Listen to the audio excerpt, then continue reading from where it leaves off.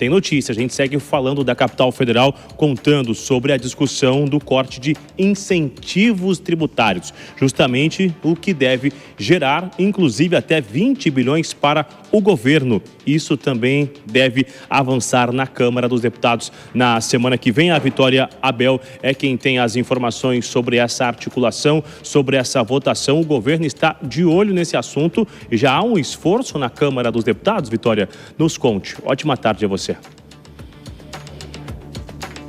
Boa tarde para você, Bruno. Boa tarde para a Márcia e todos que nos acompanham. Pois é, o governo já está conseguindo articular, junto com o relator do projeto de incentivo, de corte de incentivos tributários, Mauro Benevides, a apresentação de um relatório dele em cima do projeto que foi enviado pelo governo. Na semana que vem, essa apresentação que deve acontecer na Comissão de Tributação e depois seguir também para a Comissão de Constituição e Justiça e posteriormente para o plenário da Câmara dos Deputados. Por que a gente cita esse projeto de corte de incentivos tributários? Porque ele é essencial para o governo calcular o fechamento das contas e finalmente conseguir apresentar uma versão final da Lei de Diretrizes Orçamentárias para 2026. Vamos lembrar que o governo saiu no prejuízo depois que aquela medida provisória que previa corte de despesas e também aumento de arrecadação foi derrubada pela Câmara dos Deputados. E o próprio ministro Fernando Haddad disse hoje mais cedo que falta só para a LDO essa aprovação do projeto que corta incentivos tributários. Cerca de 20 bilhões devem render para o governo se esse projeto for aprovado aqui na Câmara e também no Senado. A proposta do governo é um corte linear para todas as empresas, portanto, de 10%. Portanto, as empresas que hoje têm um desconto no pagamento de impostos federais, é claro, teriam aí uma redução nesse desconto de 10%. Essa é a proposta do governo. Só que o relator Mauro Benevides já calcula a possibilidade de mudar isso, tentar olhar setor por setor para saber se de fato um corte linear seria a solução para essa proposta, para diminuir os benefícios que são dados para as empresas na hora de pagar os impostos aqui no país.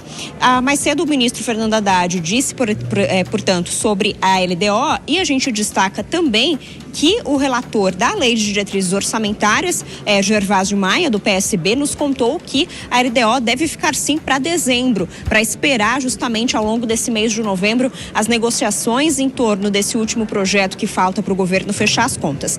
Vamos ouvir a fala do ministro Fernando Haddad contando mais cedo sobre o que falta para justamente essa negociação em torno do orçamento do ano que vem. Depende do Congresso. Nós estamos esperando votar o que falta votar, que é o corte linear que foi proposto pelo Congresso para o presidente da República. Eu quero enfatizar isso, né? Aquele corte linear de gasto tributário foi proposto pelos dois presidentes na mesa do presidente da República, então está dependendo disso. Mas eu não vejo no horizonte necessidade, né? Eu acredito que depois de feito o balanço, né, de tudo, orçamento e LDO vão ser voltados normalmente. Pois é, fica tudo para dezembro, naquela correria antes do recesso, que quem cobre o Congresso já está acostumado. Tudo tem que acontecer antes do dia 22, ali, quase as vésperas de Natal. Lembrando que o governo precisa atingir uma meta fiscal de superávit primário de 34 bilhões de reais no ano que vem. Mas deve vir aí nessa LDO também uma licença, uma autorização para o governo ficar no piso da meta, portanto, com déficit zero. Bruno, Márcia.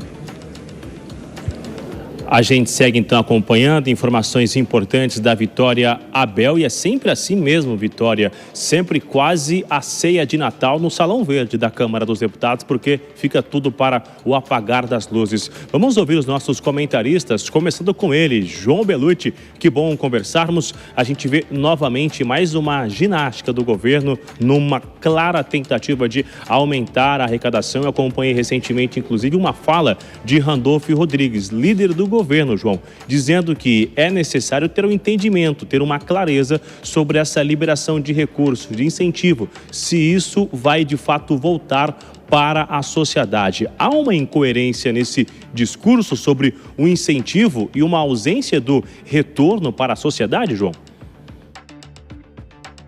gente observa que o orçamento monstrengo, que é o orçamento brasileiro, que é sempre emendado e votado por cima, ele tem um desses grandes gargalos, são esses incentivos, esses benefícios fiscais a alguns grupos. Os principais grupos beneficiados, estima-se que são mais de 500 bilhões em incentivos fiscais ou toda forma de qualquer benefício tributário para alguns setores. E entre eles o agro, a Zona Franca de Manaus, você tem o setor farmacêutico, você tem aquela questão da folha de pagamentos, que foi judicializada mais de uma vez, inclusive passando por cima de decisão do Congresso. Então você tem vários incentivos para que esses setores se desenvolvam. Esses setores acabam ficando dependentes desses benefícios e esse benefício ele surge como transitório e sempre vira eterno. É o mal do Brasil. O benefício para o setor automobilístico, energia, enfim, surge o benefício fiscal. Você não recolhe impostos, o governo propõe. Em compensação, você gera empregos, você desenvolve a região. Só que o benefício vira eterno. Na hora de perder o benefício, evidentemente, ninguém quer, porque depois ele vai entrar no custo do produto ou serviço. Aí você tem o chamado lobby ali em Brasília, que acontece bastante, para cada um manter o seu benefício. Agora, o governo Lula faz essa questão de diminuir esses benefícios de forma mitigada, parcelada, em alguns setores, não em todos, evidentemente como uma forma de aumentar a arrecadação.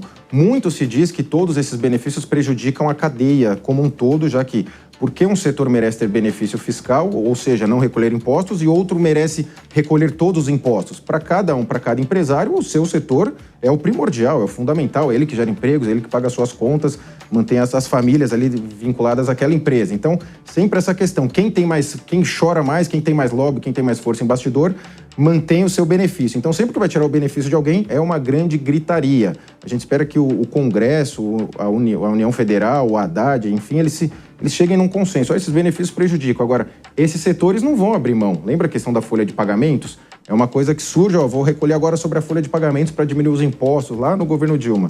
Só que ele acaba virando um benefício efetivo. No dia a dia, a empresa já começa a contar com aquilo, com aquela expectativa de recursos, então é sempre muito difícil. A gente vê que não há uma clareza de plano. Sempre que as contas estouram, aparece a necessidade de orçamento, o governo vai buscando ali. Então você que tem benefício fiscal ou que não tem tributação sobre a sua operação, fique ligado porque o governo está buscando novas bases tributárias. Remédio amargo nunca é bom e claro que quem está no lobby acaba odiando essa forma de ter um combate. Vamos ouvir rapidamente também as análises de Mano Ferreira. Independente de governo de esquerda, de direita, de centro, não adianta nada arrecadar se não tiver uma responsabilidade fiscal, não é, Mano? Exatamente, Bruno. E o governo precisa, nesse esforço para a construção de uma nova governança fiscal, que é isso que o Brasil precisa, o governo precisa dar o exemplo. Então, a gente precisava, ao mesmo tempo que trata de um corte linear de incentivos fiscais, eu acho que essa pauta é urgente, mas o governo precisa também cortar os seus gastos. Só assim, com todos participando e dando o exemplo, que nós conseguiríamos avançar na direção de racionalidade econômica, porque o que acaba acontecendo é uma profunda distorção no modo como o mercado funciona no Brasil. Quando você é mais lucrativo ou menos lucrativo com base nos benefícios que o governo lhe concede às empresas no lugar de buscarem beneficiar os seus clientes, buscam entrar nas graças dos políticos. Difícil, Mano. Obrigada pelas análises. A gente volta com vocês já já.